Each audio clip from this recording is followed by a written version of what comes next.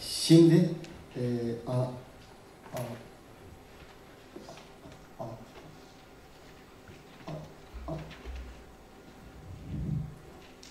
Amerika'dan özel bir misafirimiz var. Dünyanın dört bir yanında kekeler bireyleri buluşturan Stuttering Network'un başkanı, Stuttering Foundation Yönetim Kurulu üyesi Tom Scharstein'in geliyor. Büyük alkışlarla kendisini davet ediyoruz.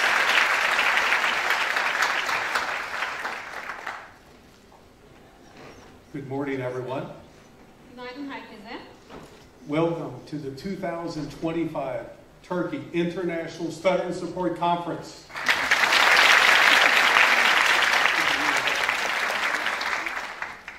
It is such a joy to look around this room. Burada bu salonda yakından ve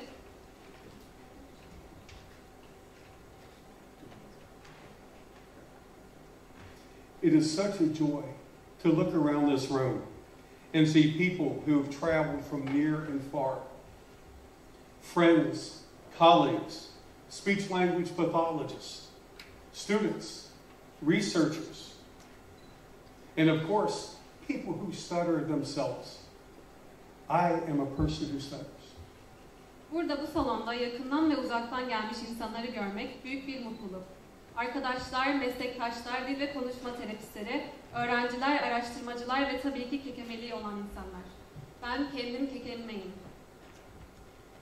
We are gathered here for a simple but powerful reason: to learn, to connect, and to move forward together. Burada çok basit ama güçlü bir nedenle toplandık. Öğrenmek, bağ kurmak ve birlikte ilerlemek için. My friends, here's the truth. Not everything works in every culture. What feels natural in one country might feel out of place in another. Arkadaşlarım, işin gerçeği şu ki, her şey her kültürde aynı şekilde işe yaramaz. Bir ülkede doğal gelen bir şey başka bir ülkede tuhaf karşılanabilir. That's okay. We are not here to find one solution that fits all.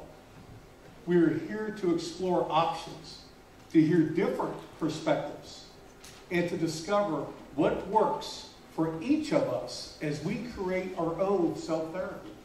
Bu sorun değil. Burada hepimiz için tek bir çözüm bulmak için bulunmuyoruz. Burada seçenekler keşfetmek, farklı bakış açılarını duymak ve kendi terapi yolumuzu oluştururken her birimiz için neyin işe yaradığını bulmak için buradayız. I think I just made a mistake.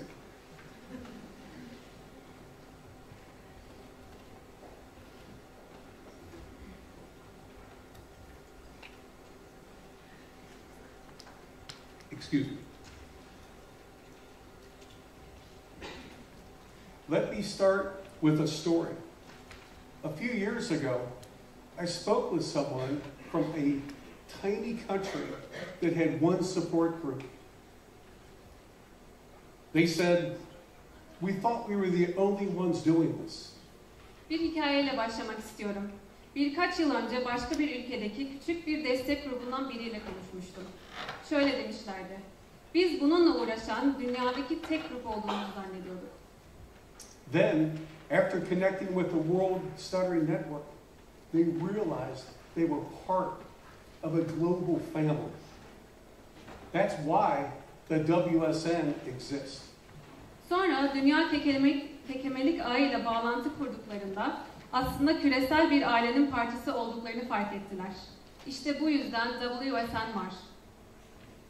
Our mission is to bring leaders together, to create a global conversation, to share knowledge, and to encourage one another. Amacımız liderleri bir araya getirmek, küresel bir konuşma ortamı yaratmak, bilgiyi paylaşmak ve birbirimizi teşvik etmek. Together, we grow stronger. Together, we amplify voices. Birlikte daha güçlü oluyoruz, birlikte sesimizi yükseltiyoruz. Together, we make sure that no one in the world, anywhere in the world, has to face stuttering in silence. Birlikte dünyanın hiçbir yerinde kimsenin kekemeliği sessizlik içinde yaşamak zorunda kalmamasını sağlıyoruz. Let's see something. Stand up if you are a person who stutters. Bir şey görelim. Eğer kekemeliği olan birisiyseniz ayağa kalkın.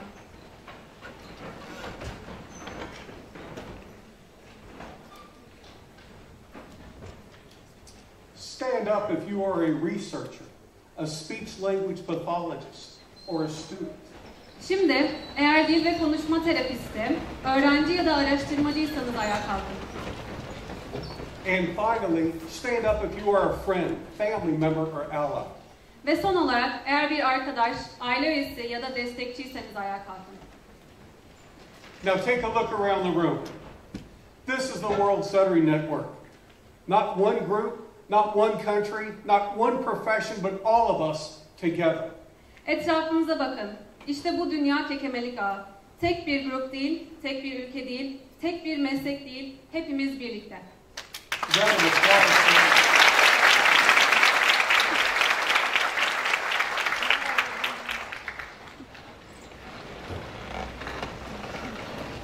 Raise your hand if you've heard of Charles Van Riper. Charles Van Riper adını duyduysanız elinizi kaldırın.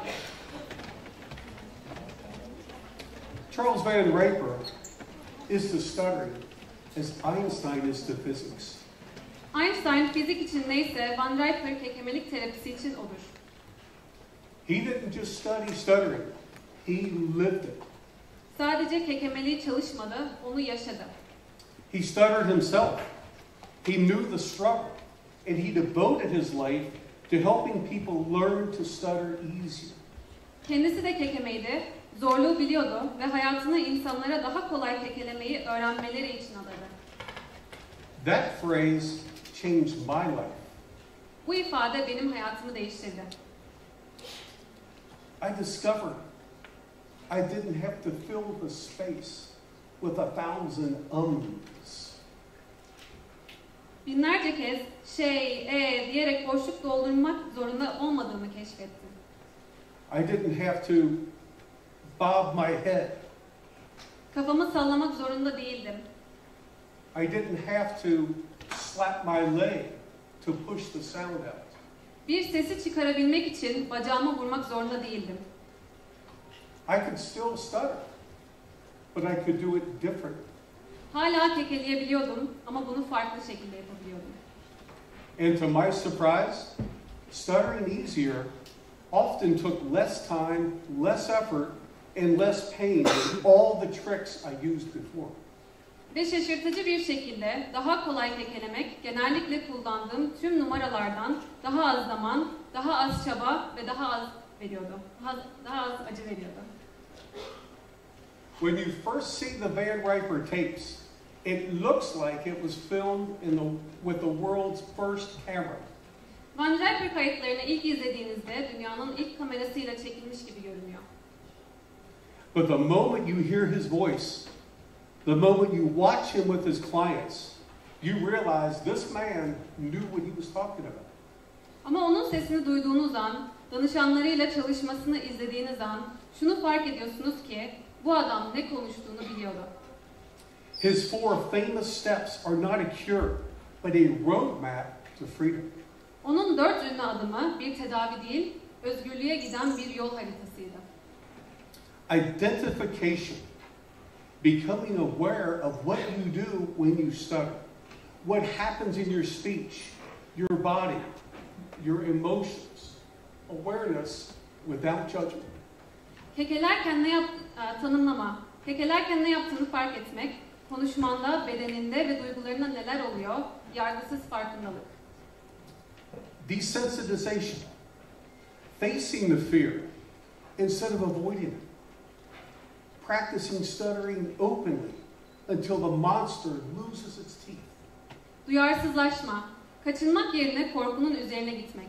Açıkça kekelemek, pratikleri yapmak, ta ki canavar dişlerini kaybedene kadar. Please turn to your neighbor. Share one situation where speaking felt hardest. Speech language pathologist, Share what you hear most from your clients. Let's do this now. Lütfen yanınızdaki kişiye dönün. Konuşmanın en zor geldiği bir durumu paylaşın. DKT'ler, danışanlarından en çok duyduklarınızı paylaşın. Lütfen şimdi yapın.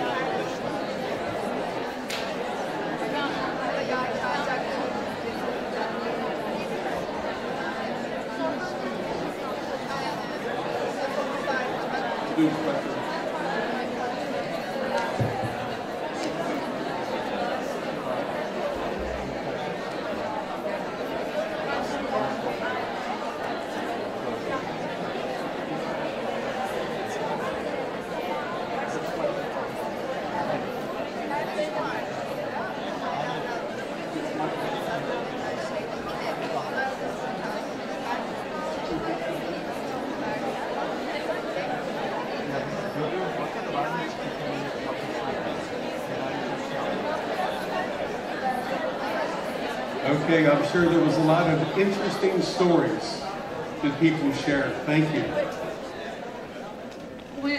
Büyük ihtimalle çok güzel hikayeler olmuştur. Teşekkür ederim katılımınız için.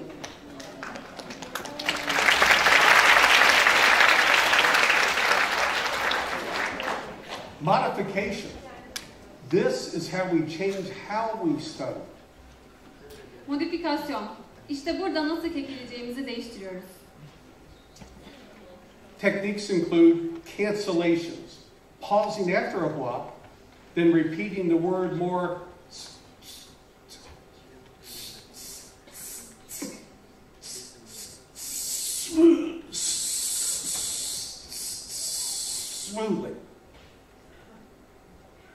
smoothly. Teknikler şunlardır. İptaller.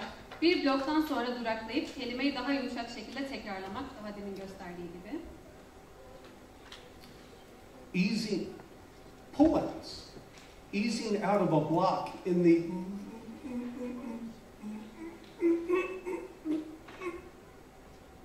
moment.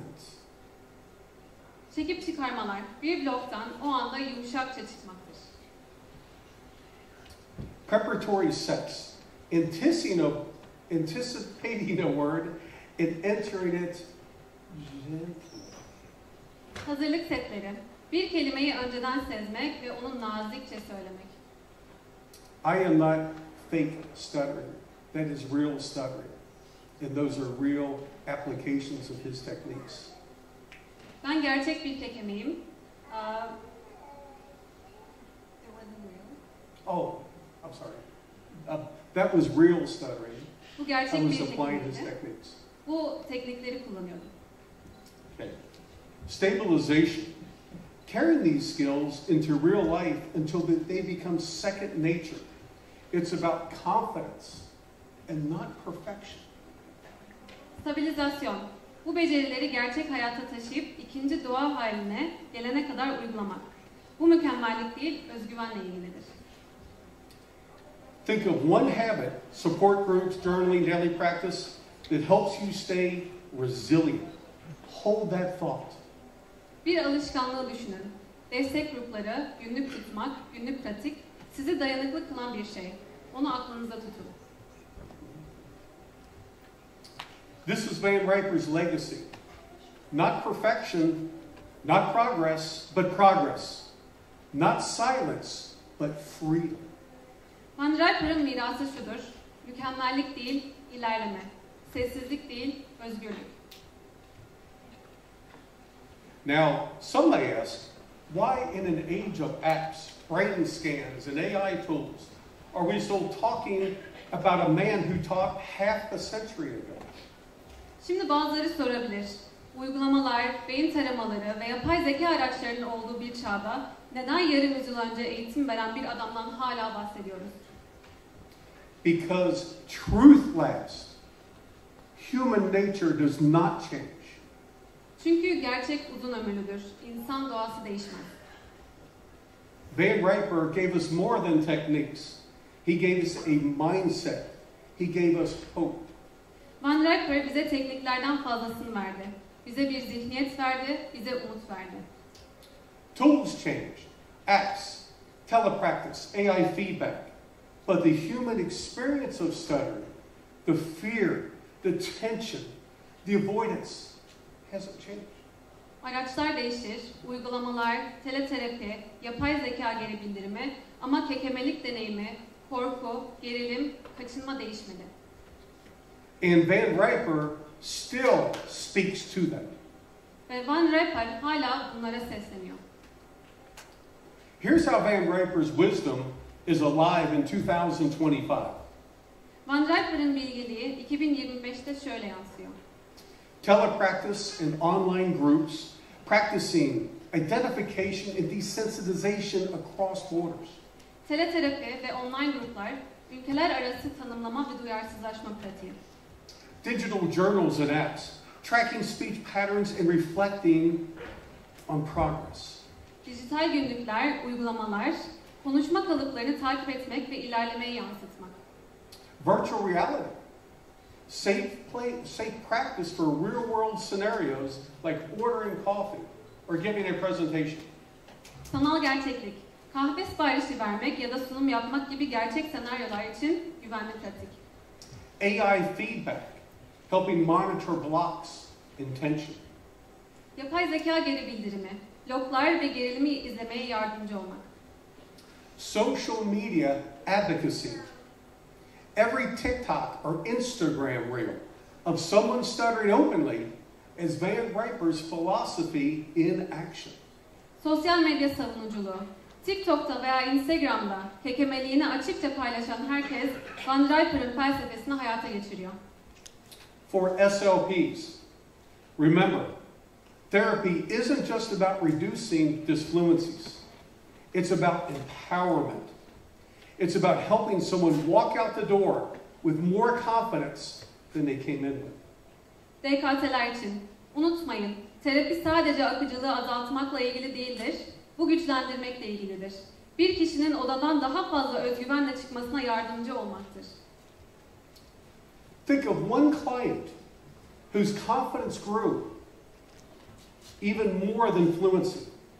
That's the essence of Van Riper's legacy. Akıcılığından daha çok özgüveni artan bir danışan düşünün. İşte bu Van Riper'ın mirasının özüdür.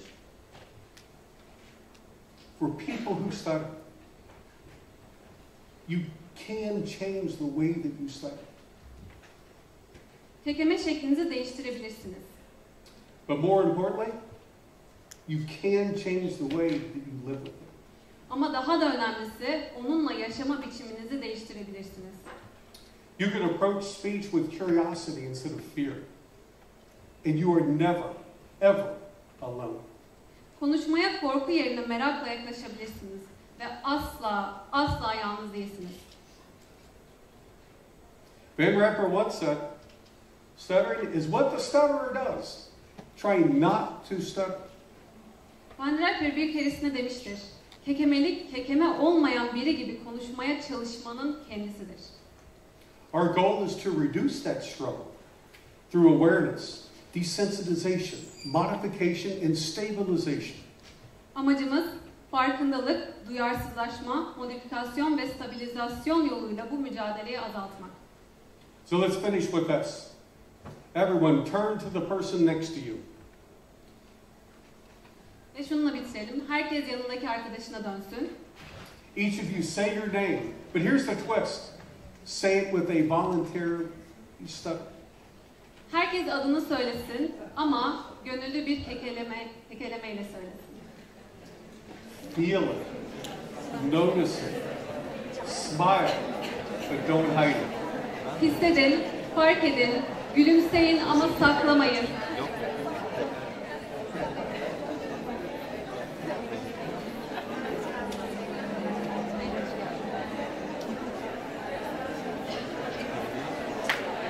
This is what Van Riper taught us.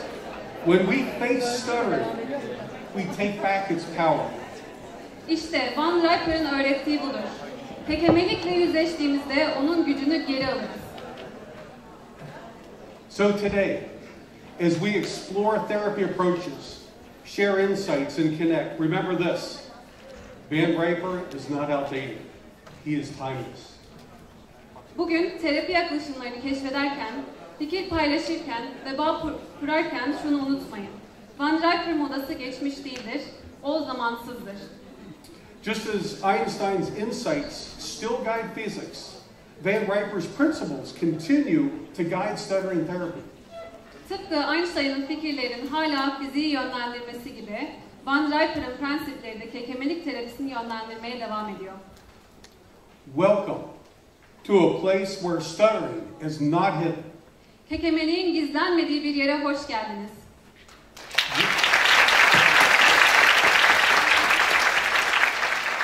Welcome to a place where your voice matters. Sesinizin önemli olduğu bir yere hoş geldiniz. Welcome to Istanbul, to this international gathering, and to the living legacy of Charles Van Riper. İstanbul'a, bu uluslararası konuşmaya ve Charles Van Riper'ın Let's learn. Let's share.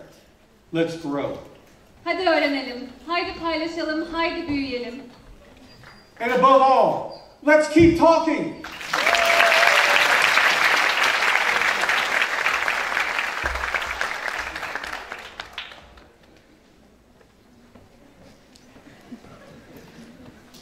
I'm done.